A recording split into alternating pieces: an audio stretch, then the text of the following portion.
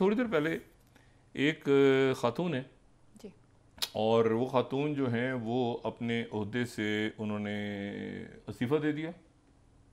अच्छा, मुस्ताफ़ी हो गई वो खातून, और वो जो खातून है उनका इस्तीफ़ा किम्बरली शेटल, ये किम्बरली शेटल जो है ये सीक्रेट सर्विस, सीक्रेट सर्विस एक अलग अदारा है अमेरिका का, यानी वो CIA नहीं है, वो ये होमलैंड सिक्योरिटी के अंडर आ गया था 2003-4 में, और ये उसकी दूसरी खातून डायरेक्टर। कल इनकी बिल्कुल झाड़ू फेर दिया इनका, रिपब्लिकन्स और डेमोक्रेट्स दोनों ने, वो जो 5 घंटे की हियरिंग हुई कि वो ट्रंप पे अटैक कैसे हुआ था, उसके बाद इनके इस्तीफे के मुतालबे होने शुरू हुए। ये 27 साल सीक्रेट सर्विस में रही हैं, और ये वो खातून है जो डिक चेनी को 9/11 जब हमले हुए थे तो ये उनको वाइट हाउस में अपने बंकर तक ले गई थी। मतलब ये 1995 से ये सीक्रेट सर्विस में है। ये कहती, इन्होंने एक इंटरव्यू में कहा था कि मेरे भाई का एक्सीडेंट हुआ 88 में, तो मैं उसके बाद मैंने तय किया कि मैं कानून नाफिज करने वाले दौर में मुतालबा हुआ, इन्होंने एक्सेप्ट किया, ओहदे से रिज़ाइन कर गए। ठीक है।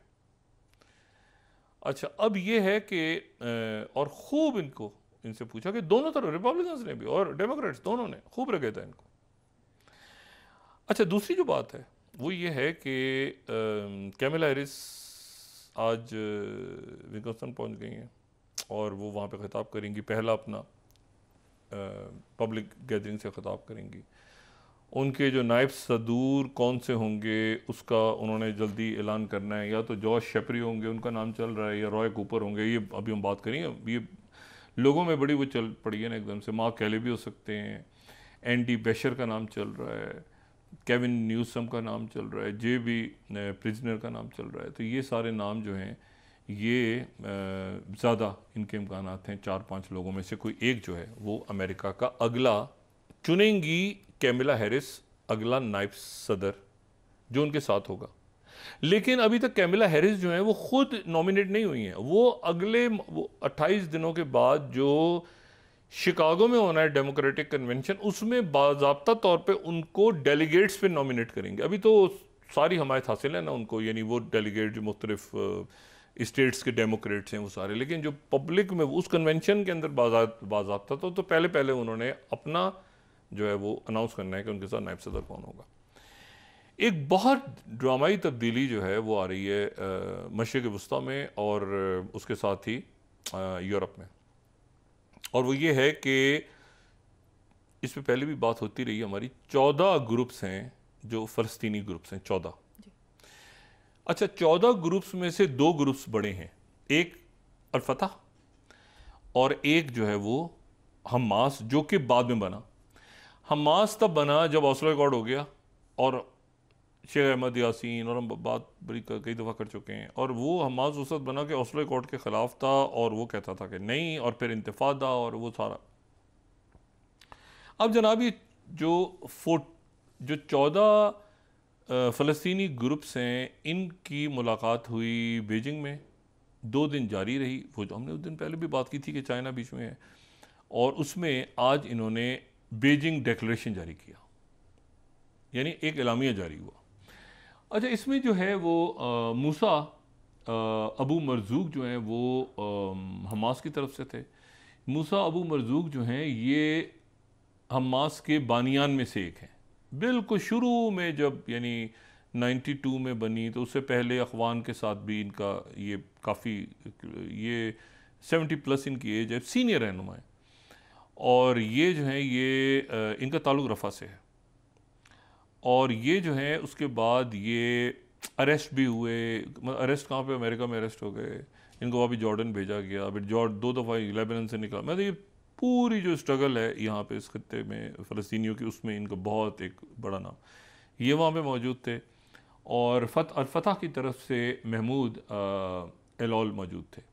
अच्छा, महमूद एलॉल जो हैं अल-फतह के, ये नाबलस के गवर्नर रहे हैं 10 साल, और उससे पहले जो है ये यासिर अरफात के बहुत करीब, 67 की वॉर में जो है इनको गिरफ्तार कर लिया, फिर छोड़ा गया, तो इनकी भी बड़ी एक जदोजहद। और ये जो है ये फिर यासिर अरफात ने ही इनको, यासिर अरफात मरहूम ने ही इनको नाबलस का गवर्नर, और 10 साल वहाँ पे रही।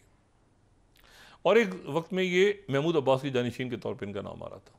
तो ये भी बड़ी एक, और दूसरा ये वो सारी शख्सियात हैं जो कि आपस में चाहते हैं कि हमास, क्योंकि हमास जीत गई थी मगरबी किनारे से, निकाल दिया था फतह को, वो हम जानते हैं, उसमें नहीं जाना चाहते। लेकिन असल बात है कि बीजिंग का डिक्लेरेशन जारी हुआ, और डिक्लेरेशन का इंपॉर्टेंट जो उसके नुक्ते हैं, नुकात हैं, अगर वो दिखा सकें यहाँ पे, जो ग्लोबल टाइम्स ने उसका लिखा है, तो उसमें एक तो ये कि उन्होंने ये कहा कि फ़लस्तीनी यानी PLO के बैनर तले अब जो भी काम होगा आगे वो पैलेस्टीनियन लिबरेशन ऑर्गेनाइजेशन के अंडर होगा।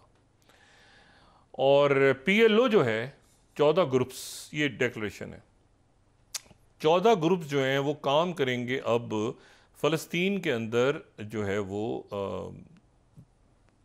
तहरीक आज़ादी फ़लस्तीन जिसको हम कहते थे, ठीक है, PLO के अंदर काम करेंगे, यानी फ़लस्तीनी अथॉरिटी भी ख़त्म हो जाएगी जंगबंदी के साथ ही, और साथ ही हमास भी ख़त्म हो जाएगी, सारे PLO के अंदर काम करेंगे। ज़ाहिर है कि जो फ़लस्तीनी अथॉरिटी उसमें अल-फतह की ज़्यादा रिजर्वेशन हैं कि हमास की तो उसमें है ही नहीं भाई, हमास तो अलग होती है, तो हमास को भी सारे वो एक कंसेंसस पैदा हो गया, और ये बीजिंग डिक्लेरेशन आज जारी हुआ। और दूसरी जो बात है उसमें यह है कि ये इस बीजिंग मतलब बस साइन हुआ है 14, अगर आप पहला पैराग्राफ पढ़ें तो ये साइन किया गया है बीजिंग डिक्लेरेशन, ठीक है, डिवीजन पैलेस्टीन अथॉरिटी की 14 ग्रुप इकट्ठे हुए, और ये जनाब आगे ये चलेगा, एक अथॉरिटी बनेगी, उसमें सारे ग्रुप्स होंगे। फिर अगर हम आगे दिखा सकें इसमें जो है, अगर हम इसको डिक्लेरेशन जो है ये चीन की उसमें जो कोशिशें उसकी हुई, और फिर सेकंड पैराग्राफ में आपको PLO लिखा नजर आ रहा है कि under the framework of PLO the sole legitimate representative of Palestinian people. अब यानी फिर PLO पे चले गए, ना अथॉरिटी है, ना हमास है, ना कोई और है ग्रुप है, इस्लामी जिहाद वाले भी थे, उनको तो थोड़े एतराज़, वो सब खत्म कर दो, साइंस अब नहीं किया है। अच्छा, इसको आगे अगर ले जाएं एक और, तो इसमें वही आपको 3 नुक्ते नजर आ रहे हैं। अच्छा, फिर उसके बाद ये देखें, ये जाएगा, अच्छा इसमें क्या होगा, फ़लस्तीनी अथॉरिटी कहाँ बनेगी, वेस्ट बैंक, यरूशलेम और गजा, पूरा ये फ़लस्तीनी अथॉरिटी चाइना में साइन हो रहा है, जेन में रखें, चाइना का लामी आएगी। और फिर उसके बाद जो है इसमें अगर हम नीचे जाएं, इसमें एक और चीज़ नजर आएगी कि ये 3 स्टेप इनिशिएटिव, एग्जैक्टली ये वही बात है जो दुनिया में इस वक्त चल रही है। तो चाइना ने उसको इंडोर्स किया, पहला स्टेप वही comprehensive lasting sustainable ceasefire, China, ये ज़हन में रखें, चाइना है, ये मतलब है कि चाइना का डिक्लेरेशन है, इससे कोई आगे पीछे नहीं हो सकता। सेकंड अगर हम जाएं, पहले स्टेप में ये होगा, फिर दूसरा स्टेप है, उसके बाद सेकंड स्टेप आ जाएगा, सेकंड स्टेप में ये करना है उन्होंने, ठीक है, वही पोस्ट वॉर गवर्नेंस और ये सारा बिल्कुल वही बातें सारी जो कि मुआहिदा दुनिया, और फिर 2 स्टेट सोल्यूशन, 3 स्टेप्स होंगे। और थर्ड स्टेप में फुल मेंबर ऑफ UN, ये चाइना ने साइन किया है, मतलब होता है ना फुल स्टॉप, इसके बाद नो मोर जो है ना फजूलियात। और यह नुसरत हुआ है जब नेतन्याहू साहब जो हैं वो पहुंच गए, और पहुंचने से पहले उनको जो ब्रीफिंग दी डेविड बार्निया ने,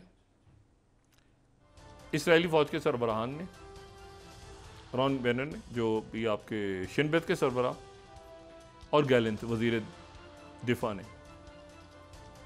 सब ने कह दिया कि आप जाके वहाँ पे मुआहदे पे दस्तखत करें, हमें ये मुआहदे पे दस्तखत करने में किसी भी किस्म का कोई इतराज़ नहीं है, और अगर वहाँ से हम फौजी अपनी विड्रॉ भी करते हैं तो 6 हफ्ते कोई हमें इतराज़ नहीं होगा। ये टाइम्स ऑफ इसराइल 7वीं स्लाइड, सारे सिक्योरिटी चीफ्स ने कह दिया कि आपके साइन करने से हमें कोई इतराज़ नहीं होगा। यानी इनको यहाँ से ठप्पा लगा के सिक्योरिटी इस्टेब्लिशमेंट ने कंप्लीट अमेरिका रवाना कर दिया है कि हमें कोई इतराज़ नहीं होगा, आप डील जाके साइन करें, आप मुआहदे पे साइन करें।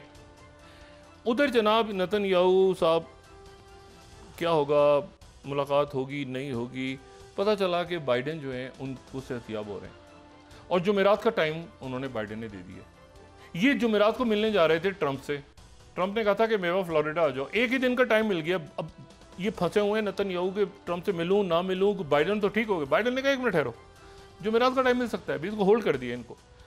और कैमिला हैरिस जो हैं वो इनसे मिलेंगी आज, और कल जब ये खिताब करेंगे कांग्रेस से तो कैमिला हैरिस उसका बैकआउट करेंगी।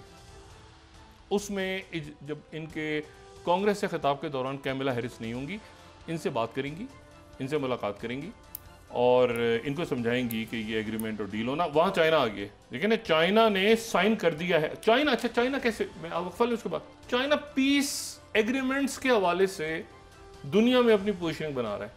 यानी एक जगह ये चाइना ने सारे फ़लस्तीनी ग्रुप्स, इससे पहले पिछले साल मार्च में सऊदी अरेबिया और ईरान, और अब जनाब यूक्रेन के जो वज़ीर ख़ारजा हैं वो वहाँ पे पहुँचे हुए हैं कुलेबा, और कुलेबा जो पहुँचे हुए हैं कि हमारी जंगबंदी करवाएं यूक्रेन के साथ। तो चाइना अब देखें, सऊदी अरब ईरान, कुछ तसव्वुर कर, यानी सऊदी अरब ईरान, तुर्की, इजिप्ट, मतलब ये सारे मुल्कों को जोड़ने का जो काम हो रहा है। और अब यूक्रेन की जंग ख़त्म, फ़लस्तीनियों का आपस में मामला ख़त्म, और वो जो है अब वो इस तरह से अपने आप को पोर्ट्रे कर रहा है।